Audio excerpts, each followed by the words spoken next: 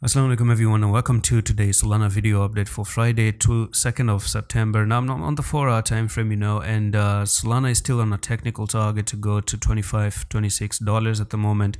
But some sort of a double bottom here is appearing, but I don't think this is gonna play out, of course. But thinking is not good enough, and you do have this level of resistance right there. So if somehow Solana does manage to break that resistance at the moment and touch that line, there could be chance you're going for a technical target to go from there to there, and you might be looking for Solana to come up here to nearly 34.6.